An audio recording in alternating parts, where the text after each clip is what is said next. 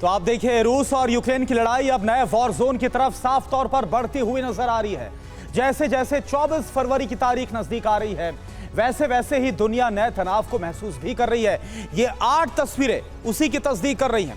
America को लगता है कि पुतिन अपने विनाशक से फैसले से अब पीछे नहीं हटेंगे, लिहाजा अब खुद मोर्चे को संभाल लिया है और अगले एक्शन के तहत पोलैंड को मजबूती देने के लिए वहां पर खुद जो बाइडेन जा रहे हैं। और इसके साथ ही नाटो को भी इस बात का यकीन हो चला है कि अगले कुछ दिनों में यह युद्ध यूक्रेन से बाहर निकल सकता है, क्योंकि बेलारूस भी इसमें कूद सकता है, जो इंफॉर्मेशन आ रही है। लिहाजा नाटो ने लड़ाई की तैयारियों को तेज कर दिया है। बैठकों का दौर जारी है। एक और यूक्रेन को मदद बढ़ाने का फैसला तो हो रहा है, तो दूसरी तरफ रूस के संभावित हमले को देखते हुए काउंटर अटैक कैसे करना है, उसकी रणनीति को भी नाटो देश मिलकर तैयार करते हुए नजर आ रहे हैं।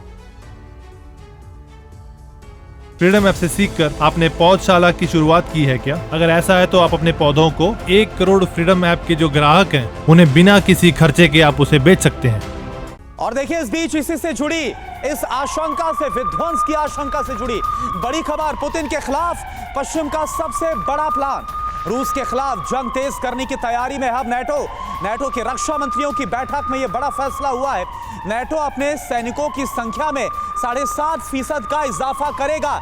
यानी अगर पुतिन किसी बड़े प्लान के साथ आगे बढ़ते हुए नजर आ रहे हैं तो उसका काउंटर कैसे करना है, उसे लेकर नाटो के रक्षा मंत्रियों की बैठक, 30 कंट्रीज का जो ये मिलिट्री अलायंस है उसके रक्षा मंत्रियों की बैठक। और इसमें फैसला यह हुआ है कि नाटो कंट्रीज अपने सैनिकों की संख्या में 7.5% का इजाफा करेंगे।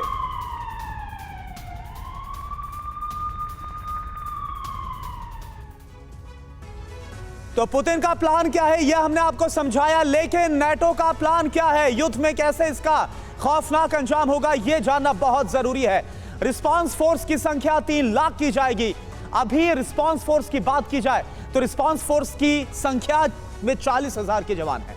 रिस्पांस फोर्स की संख्या 7.5% से ज्यादा हो जाएगी। मकसद क्या है? मकसद यह है पूर्वी सीमाओं को मजबूत करना है, यूक्रेन तक ज्यादा मदद को पहुंचाना है, सदस्य देशों को ज्यादा हथियार मुहैया कराना है। यह जो मकसद है वो साफ नजर आ रहा है। अब आप देखिए कि रूस यूक्रेन युद्ध पर नाटो चीफ जेंस स्टोल्टनबर्ग की बड़ी भविष्यवाणी भी सामने आ गई है। वो क्या है? जंग तेज हो सकती है, यह साफ कहा गया नाटो चीफ की तरफ से। यूक्रेन को ज्यादा हथियारों की जरूरत है। अब नाटो चीफ का बड़ा ऐलान, गोला बारूद का उत्पादन बढ़ाना होगा। साथ ही नाटो के उत्पादन के मुकाबले यूक्रेन की खपत इस वक्त काफी ज्यादा है। नाटो यूक्रेनी फौज को और भी आत्मनिर्भर बनाएगा और ताकतवर बनाएगा। नाटो योजना बनाएगा कि यूक्रेन बचाव करने में सक्षम हो। उसका जो डिफेंस है, डिफेंस लाइन है, उसको और भी ज्यादा मजबूत कैसे करना है। नाटो यूक्रेन को मदद के साथ साथ फौज को आधुनिक करने की ट्रेनिंग भी देगा। और यह हम देख भी रहे हैं कि कैसे चाहे लेपर्ड टैंक की ट्रेनिंग हो या फिर तमाम अलग अलग हथियारों की ट्रेनिंग है, वो दी भी जा रही है। यूक्रेन को सोवियत दौरे से निकाल कर मॉडर्न बनाया जाएगा, यह भी बताया जा रहा है। जो सोवियत दौर था उससे बाहर निकल के और ज्यादा कैसे मॉडर्न बनाना है, इस बात को लेकर ये जो तैयारी है वो नाटो की चल रही है। अब आप देखिए, इससे जुड़ी एक और बड़ी खबर, नाटो देशों के मंत्रियों की बैठक में जो बातें की गई उससे साफ हो गया है कि जंग अभी खत्म होने वाली नहीं है, बल्कि जंग और तेज हो सकती है। यूक्रेन को और ज्यादा हथियार देने की बात सामने आ रही है।